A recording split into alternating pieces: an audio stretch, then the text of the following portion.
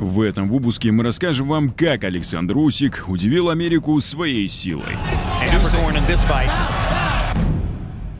Ни для кого не секрет, что Соединенные Штаты являются так называемой Меккой современного бокса, куда стремятся попасть бойцы со всего уголка нашей планеты. Выступление за океаном – важное событие в жизни каждого боксера, ведь от первого впечатления американской публики в основном зависит реализация дальнейших планов атлета и как далеко он пойдет. Александр Усик также прошел через этот этап, дебютировав для заокеанского зрителя в декабре 2016 года. На тот момент фанаты еще не были хорошо знакомы с украинским чемпионом. Все, что могли знать любители бокса на тот момент, так это то, что боец из Восточной Европы, который владеет поясом и вроде бы является олимпийским чемпионом, едет к ним на родину для того, чтобы провести свою первую защиту титула. Соперником для украинца был выбран африканский боксер по имени Табису Мчуну. Мчуну был крепким боксером, который обладал хорошим рекордом, состоящим из 17 побед, 11 из которых он завершил досрочно.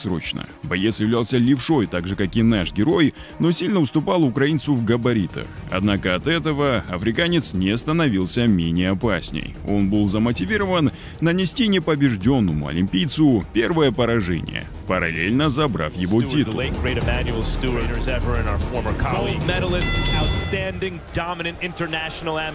И на удивление, начало поединка было довольно конкурентным. Чуну, несмотря на свои габариты, умудрился доставить немало проблем украинцу. Африканец то и дело попадал по сопернику острыми джебами, отлично работал на отходах и заставлял промахиваться Александра раз за разом. Неужели апсет? Mchunu has gotten a little respect early from Usik, but Mchunu still landed a little short right hook.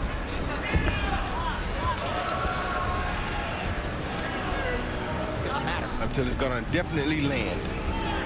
He's not throwing a left hand this round. Amazing. You know, there's a dating back to Jack Dempsey's fighter who gave you more problems than you were used to in your first fight with him, and was a little hesitant about this fight because Usik I was the champion, so why should I go give him the opportunity to counter me when I'm the one? Montel Griffin, a silver medalist, by the way. Yeah, he's a good fighter now, very good fighter, but he can counter like he's a tall guy. That means much at all, and Mchunu has been able to seeking to hurt Mchunu. Usik was the underdog when he went to Poland this summer to take on Krzysztof Lewacki. For a guy like Usik, because a short man that can counter, because when he leads, he's missing and he's out in front in the counters. Enough, Max.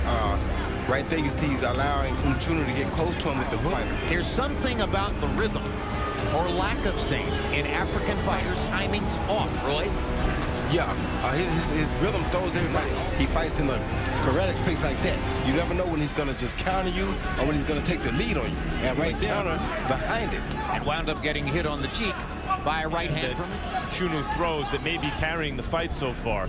Jim, I think to your point there, the world have their own styles and rhythms to their style.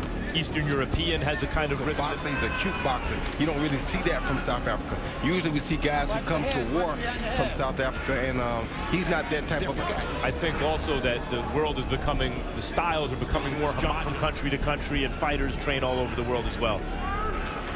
I agree, Max. There's some problems. There's one, there's another one. Real power on it, but just enough, just the right jab again, just hand to cause problems. The right jab a third time. A short right jab on the way in. Mchunu fights, and he started throwing his left hand in addition to 2 rounds to 1. Tabiso Mchunu.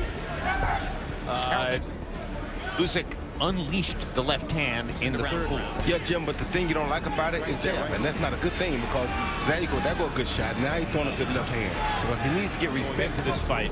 He said he likes to play. He is a fighter who thrives off that rhythm of having fun. He's going to like that. He's going right on top of things. Now, Usik throwing some real punches. He was thrown off enough by Mchunu's timing that he wasn't even really trying to counter. He's been countering freely and starting to land that left hand as you saw. Oh, good shot by Mchunu. Good counter left. That's what I mean when I say he didn't play much. I thought Usik may have parried it with his shoulder. He got the call to face Roy Jones for a vacant middleweight title, though he lost that fight. And then Roy, the two of you fought again along. Same thing as usual as my hand speed. My hand speed and my knowledge of the game. I was, well, that was, but at the same time when he got out, he was beating a lot of guys, and he was doing his thing, so. Adept at finding the target against Mchunu. Yes, he's starting to touch it about 3 times this round already.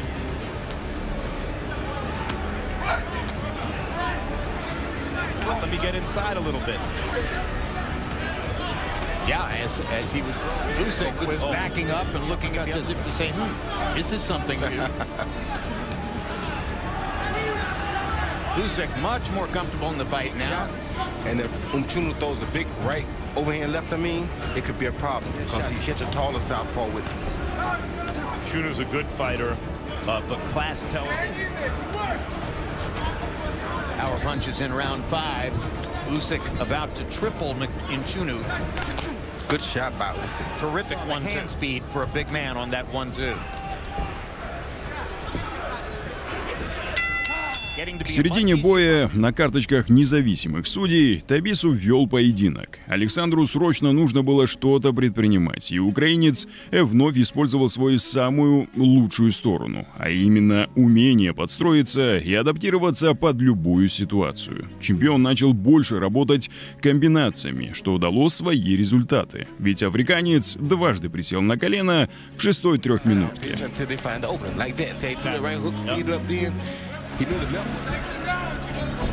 And those are the kinds of nuances you pick up. Great trainer.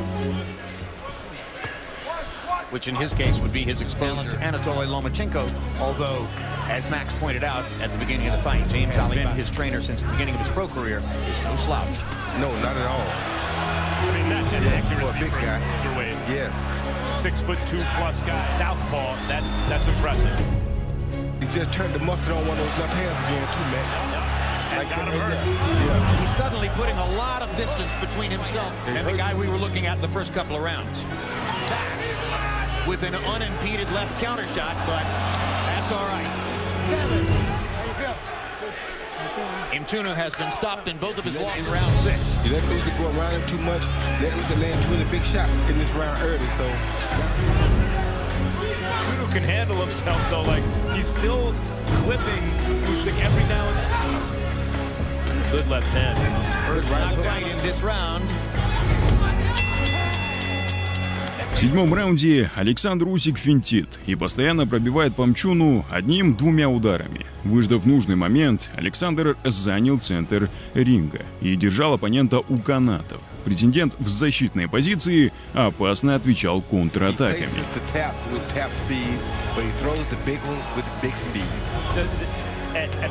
If you're a fan of boxing, you will like directions and shifting gears the way he does. And he's got movement with both his hands. You gotta love that. He's very demonstrably trying to land one punch at a time. And Usik, power's gone, Jim. I said 2 knockdowns. One was ruled a slip. Piling up a lead. There's something playful. She throws with great instinct. Yeah. Now there's the left across the top. Usik landing punches in bunches once again.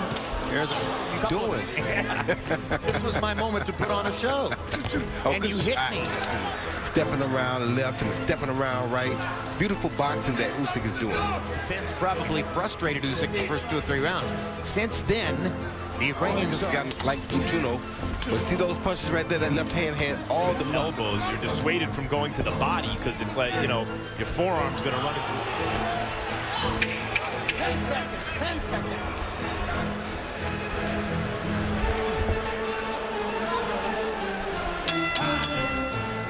Ну и финальным эпизодом данной встречи стал 9-й раунд, где Мчуну во что бы то ни стало старался занять центр ринга. А Усик в ответ на это увеличил количество выброшенных ударов, что привело ко 2-му нокдауну.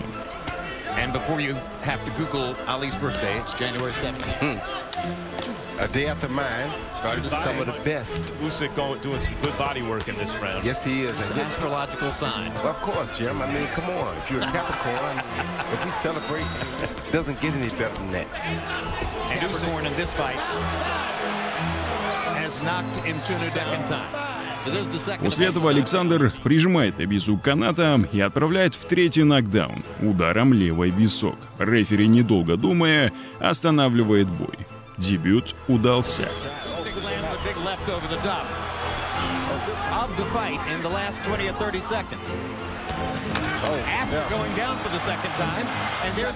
Таким образом, Александр Усик успешно защитил свой титул в мекке бокса. Американские зрители сразу полюбили этого странного, на первый взгляд, но безумно харизматичного атлета. И любовь эта оказалась взаимной.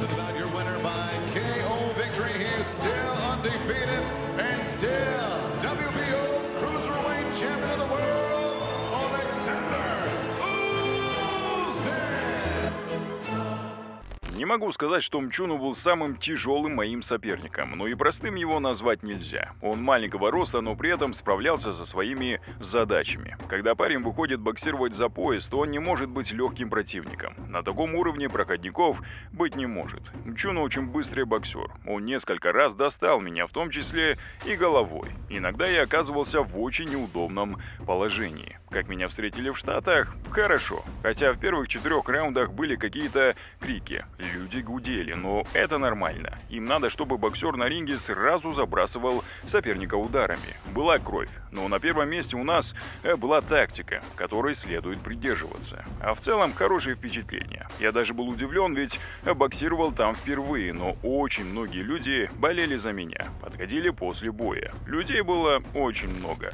Для Александра Усика данная победа стала 11-й по счету и 10-й завершенной досрочно. Публика, как мы говорили уже ранее, полюбила украинского боксера, поэтому возвращение на ринг не заставило себя долго ждать. Спустя полгода наш герой опять же в Штатах проводит поединок с американцем по имени Марк Хант. И тогда Александр в очень захватывающей манере одерживает свою победу, в 12-м раунде чуть ли не отправив соперника в нокаут. На тот момент на ринге также сияла другая украинская звезда Василий Ломаченко, который показывал настоящие чудеса на ринге, поэтому от Усика ожидали того же. Но нашему герою суждено было воссиять спустя пару лет и далеко не в Америке. Тем самым Александр доказал, что совсем не обязательно лететь в определенные места, чтобы показать людям свой талант. Фанаты будут любить тебя хоть на Антарктике, если суметь завладеть их сердцами, что, собственно говоря, Усику удалось сделать. Вот таким оказался заокеанский дебют Александра Усика. Пишите свое мнение в комментариях насчет выступления нашего героя. Будет очень интересно узнать ваше мнение. Если вам понравился данный ролик, то не забывайте поставить лайк.